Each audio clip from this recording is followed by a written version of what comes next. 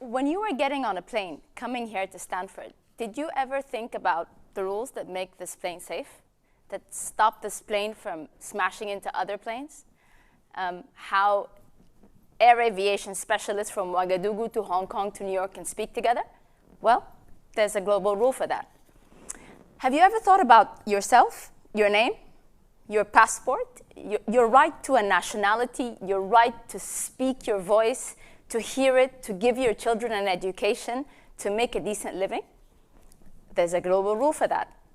Throughout our history as human beings, all of our global norms and principles have been governed by rules and systems. I take you back 2,300 or 2,400 years to the Silk Road, where the Han dynasty was trading in silk and horses across Central Eurasia with the kingdoms of the Levant and Africa, because there were global rules that promoted trade. I remind you of St. Paul and his trip to Damascus. How did he survive on the road? There were global norms about alms to strangers and to those who need it, and to giving refuge to those who need it. We live today under a system of global rules that was put in place 7 decades ago, after a very, very terrible historical period. At the beginning of the 20th century, for 5 decades, we had 2 world wars. Between 110 to 125 million people perished, with chemical weapons, with biological weapons, annihilation of cities, complete communities and nations. The worst of our instincts as human beings.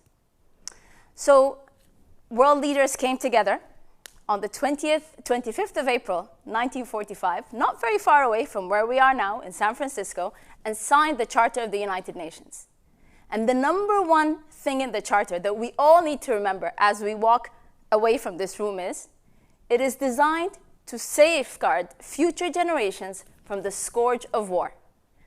This is why the United Nations and the global system of norms and rules was put in place. Over the last 7 decades, the system evolved. It evolved to safeguard how we use nuclear weapons, chemical weapons, biological weapons. What do we do with refugees and migrants? It also evolved to address new global challenges like climate change. But the reason I picked this as my topic of my talk today is these global rules and systems today are under unprecedented pressure. The Secretary General of the United Nations, Antonio Guterres, this past April, spoke about the reasons for this unprecedented pressure. He spoke about 3 main reasons, and I want to spend some time on them with you if you allow me. The first is unresolved conflicts. The second is runaway climate change. And the third is widening inequality. I'll speak about unresolved conflicts like Syria and Yemen, because these are contexts where the global rules and norms are being flaunted every single day with impunity.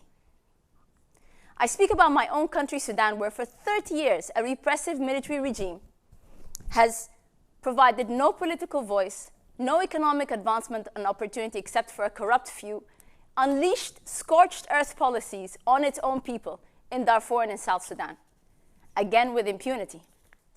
I speak about runaway climate change because main governments and world leaders today are moving away from our general consensus that we need to preserve this climate.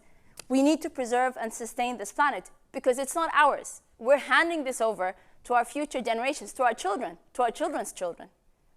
But we see in the news now that sovereignty is invoked when preservation is thrown out of the window, like in the Amazon forests. We speak about widening inequality. I count myself privileged to be amongst you, but we are a global elite. We speak English, we have common aesthetics, we read the same books by Frank Fukuyama. But what about the bottom 1 billion? What about the promise of economic opportunity and social advancement that we have given to the whole world? We came together as a global community to say we will move together, we will advance together, we will give everyone social and economic rights. And the multilateral system has not delivered. It has not delivered. We've not delivered on the promises that we've made to humanity to move forward. So what do we do now? We have a multilateral system that's under a lot of pressure. But what I want to speak to you about as civil society leaders, media personalities, politicians, is that we can't do it without global rules. We have to recognize that over the last centuries, we have made progress as a human race. We've advanced, we've moved forward. We did bring prosperity and peace, and we did prevent atrocities. So we've made progress, and we would not have been able to do this without global rules. But these rules are now under pressure. They're under pressure because we're abusing our global public commons, our environment. They're under pressure because they're not keeping up pace. We are right next door to Silicon Valley. We've been speaking about artificial intelligence and its implementation in biotechnology, the positive implementations and the negative implementations, digital connectivity and new frontier technologies. Where are these being legislated? Where is the policy discussion happening about how this is better for us and for our communities? I leave you with this one thought, everyone. The global is local and the local is global. This is an adage that we've heard a million times before, but it's never been truer than it is today. And when you go back home and when you're in your environment where you excel best, where they're speaking on behalf of women in the media or running for president, remember that the global rules matter. And without them, humanity wouldn't have been where it is today. Thank you very much.